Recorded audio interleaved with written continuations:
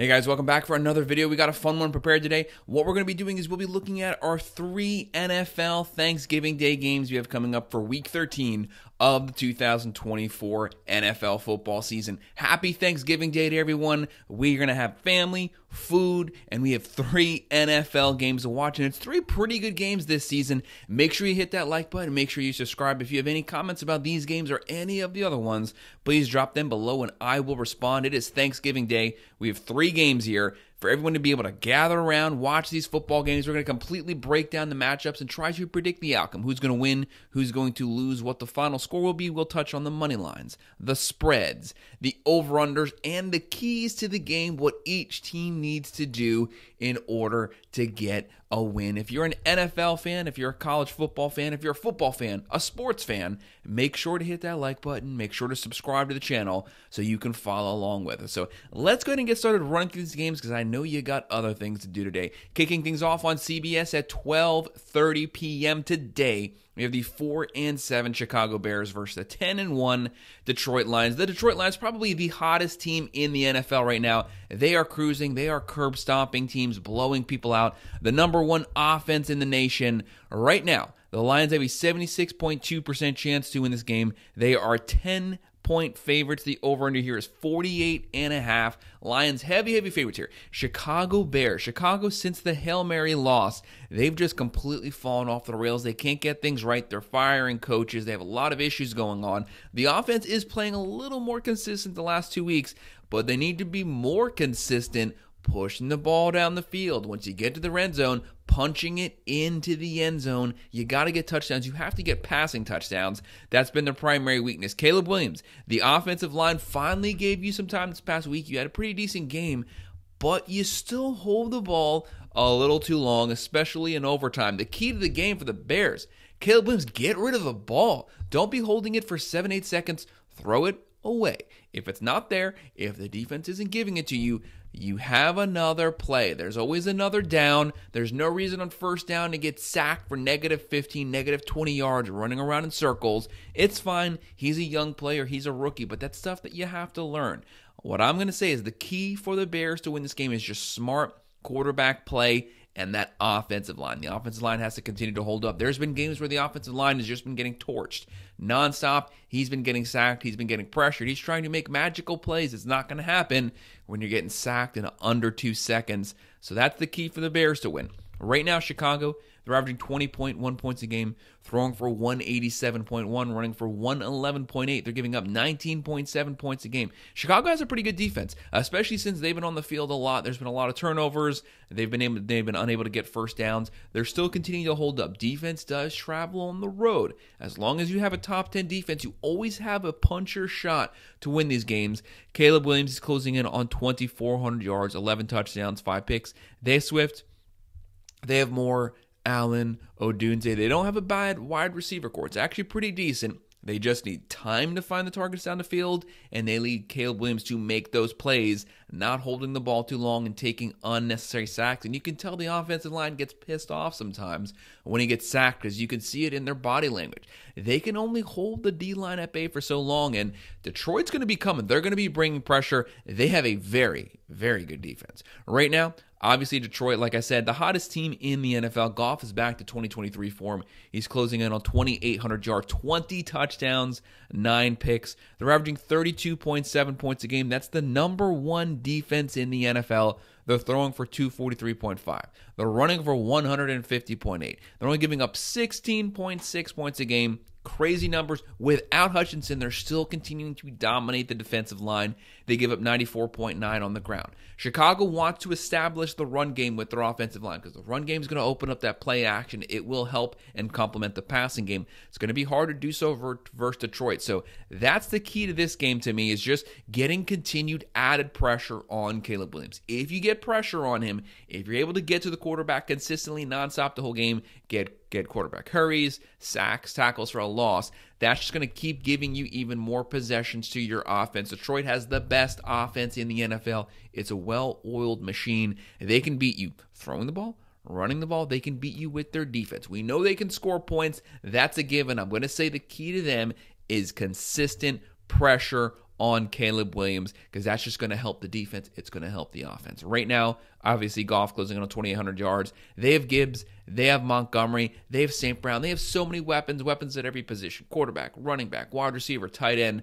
I have the Lions getting the win here, winning it 28-17. I'm going to go with them covering the spread here, but just slightly going with the under.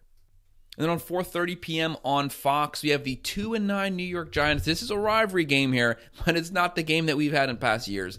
They'll be playing the 4-7 Dallas Cowboys. But hey, the Dallas Cowboys are coming off of a win. Props to them. They finally got a win. The big question is here, can the Dallas Cowboys win one at home? I don't even know if they've won a home game yet this season.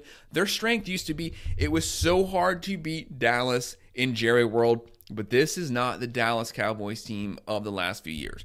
They used to be able to run the ball. They used to have a great offensive line. They used to have a great defense. All three of those things are awful this season. They can't run and save their life. Yes, Dowdle had a good game this past weekend, but outside of that, he's been averaging 30 to 40 rushing yards a game, and he's the leading rusher.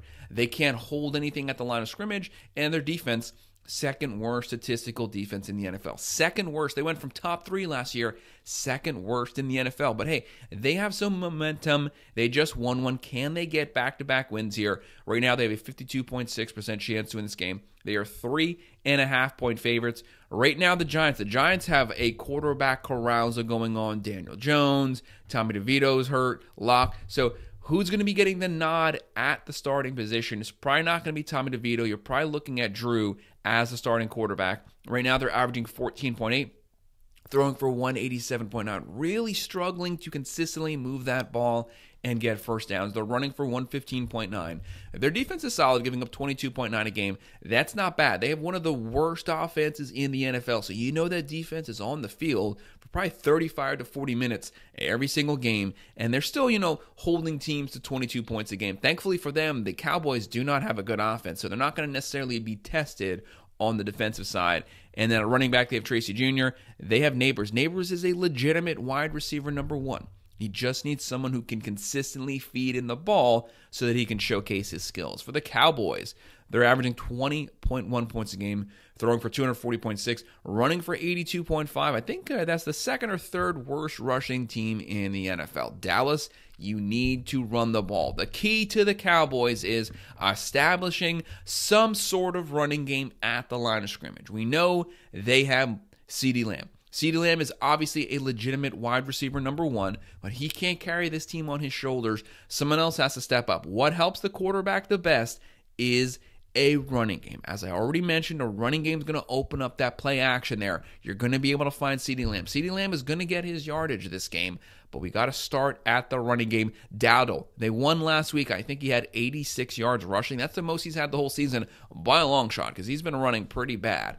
Him having a successful game actually led to them getting an upset win this past weekend. So that's the key here, is the Cowboys establishing something at the line of scrimmage in the rushing game. And they are giving up 29 points a game. 29 points a game. Went from a top 3 defense last year to the second worst. They are getting torched. Yes, you could say a key to this game is just don't give up 30 points a game.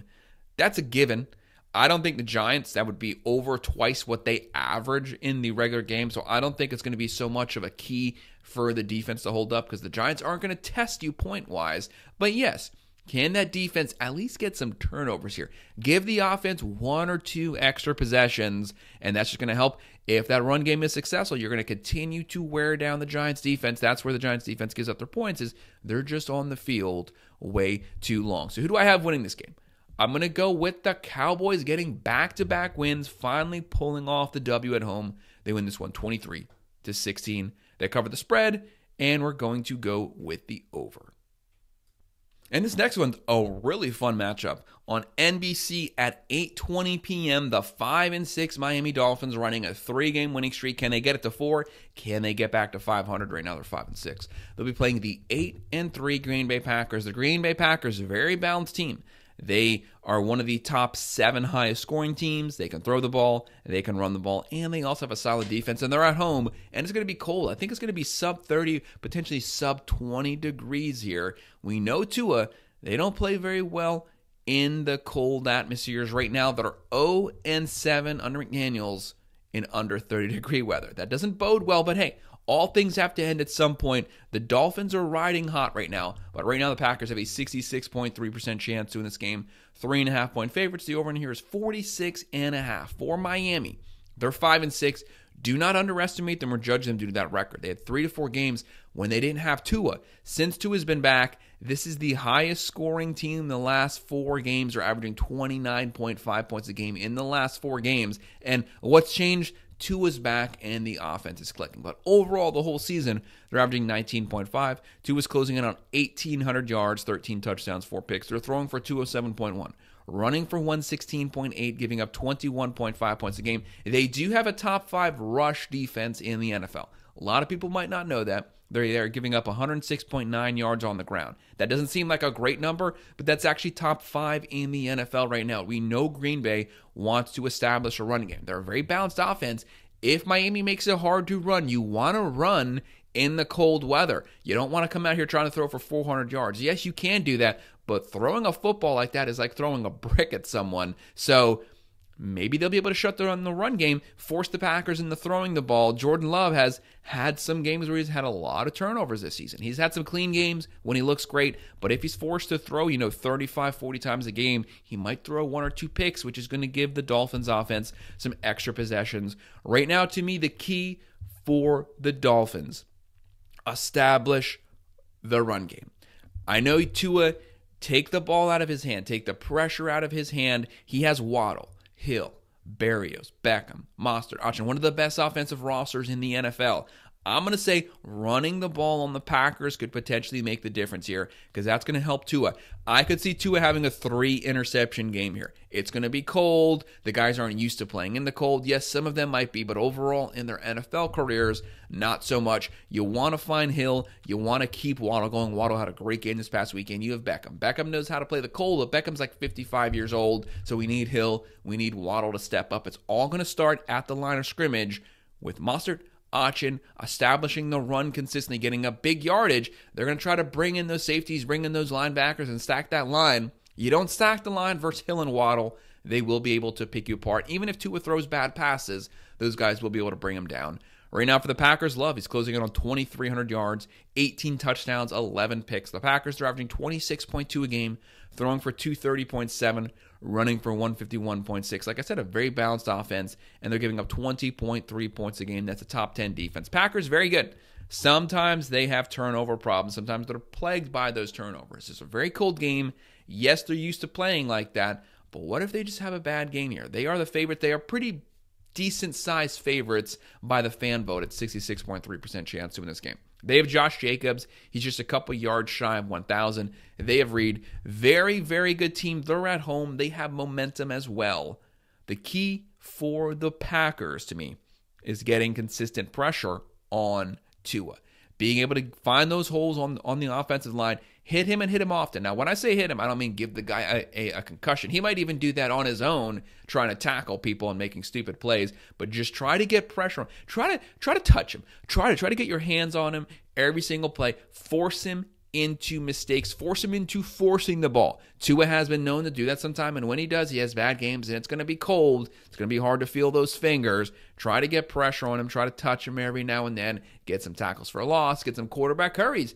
Get some turnovers. Get some interceptions. Get some fumbles. That's the key for the Packers. Outside of that, this is a very good Packers team. They can move the ball multiple ways. They can beat you multiple ways. I would in no way be surprised if the Packers win this game. I'm going to go out on a massive ledge here. Call me crazy. I have the Dolphins winning a close one, 24-23. I'm going with the plus 3.5. I am going with the over just barely. It might sound completely crazy, and I admit it. I don't want to go anywhere near this game personally. To me, this game's a 50-50. It's a pick 'em. Packers are at home. They're a playoff team, but don't forget the Dolphins were a playoff team last year. They are a playoff team this year if Tua doesn't miss 3 to 4 games. Right now, they're probably sitting at 8-3, so the same record as the Packers. Do not underestimate them. They're one of the hottest teams right now. That offense is clicking. The big factor is the weather. Will that continue to affect the Dolphins or not? We don't know. But I'm going to go with the Dolphins winning, and I admit it's a stretch, but the Dolphins win this one, and they work their way back to 500 and back into a potential playoff berth later this season. So that's our breakdown. That's our predictions for our 3 Thanksgiving games. Who's going to win it, who's going to lose it, what the final score will be, and also just some keys for each team to be able to win this game. Make sure to hit that like button. Make sure to subscribe. If you have any comments, please drop them below, and I will respond. Thank you.